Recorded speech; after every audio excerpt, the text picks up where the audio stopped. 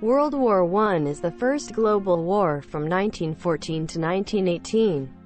It led to the mobilization of more than 70 million military personnel, including 60 million Europeans, making it one of the largest wars in history.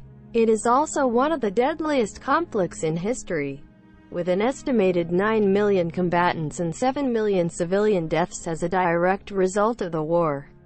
When the United States joined this war, African American citizens saw an opportunity to win the respect of their white neighbors. Yet despite that, many African American men were willing to serve in the nation's military. However, even as it became apparent that the United States would enter the war in Europe, blacks were still being turned away from military service in that era. When World War I broke out, there were 4 all-black regiments, the 9th and 10th Cavalry and the 24th and 25th Infantry. The men in these units were considered heroes in their communities. Within 1 week of Wilson's declaration of war, the War Department had to stop accepting black volunteers because the quotas for African Americans were filled.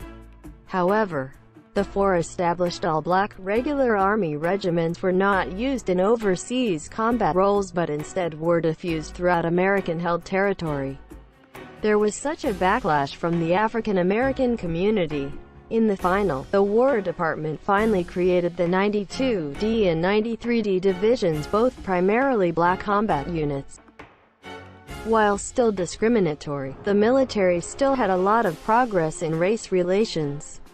In May 1917, Fort Des Moines opened its doors to black officer trainees. Approximately 1,250 men attended the camp in Des Moines, Iowa. During the World War I, African Americans had more opportunities to have different jobs, such as cavalry, infantry, signal, medical, engineer, and artillery units, as well as serving as chaplains, surveyors, truck drivers, chemists, and intelligence officers. Unlike France, British Germany, Russia, when, in the United States' entry into World War I, this was already the last year of the war.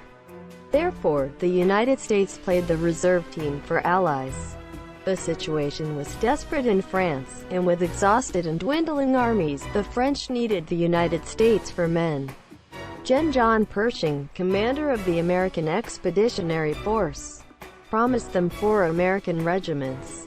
He decided to give them the regiments of the 93D Division since the French, who had used French colonial troops from Senegal, had experience in employing black soldiers in combat. The African American soldier did outstanding jobs and won the rewards from France. The 369th Infantry was the first regiment of the 93D Division to reach France. The regiment was sent to the front lines in a region just west of the Argonne Forest. For nearly a month, they held their position against German assaults, and after only a brief break from the front, the 369th was placed once again in the middle of the German offensive, this time at Ménaucourt, France. From July to August 1918, the 369th Infantry proved their tenacity once again by helping the French 161st Division drive the Germans from their trenches during the Aisne-Marne counter-offensive.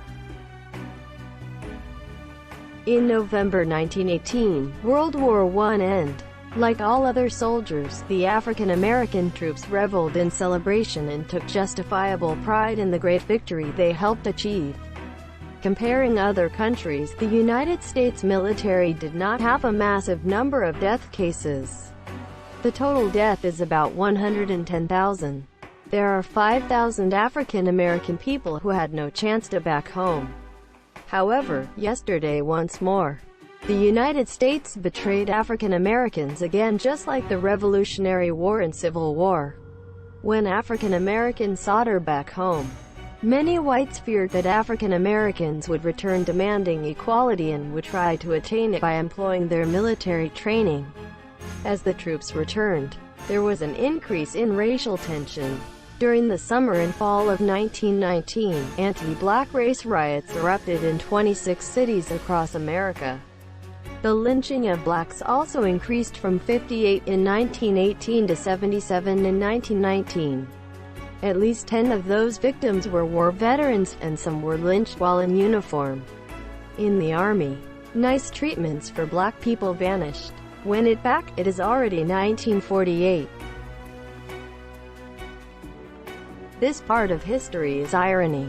When the United States need black people, policies and treatment seem to have improved. But when they no longer needed black people, everything changed back to the same. The United States based on freedom and human rights. However, even in the 20th century, a lot of white people still see African Americans as one kind of tool, second-class citizens. In my point, although the freedom movement of African Americans already has hundreds of years of history, this career still has a long way to go.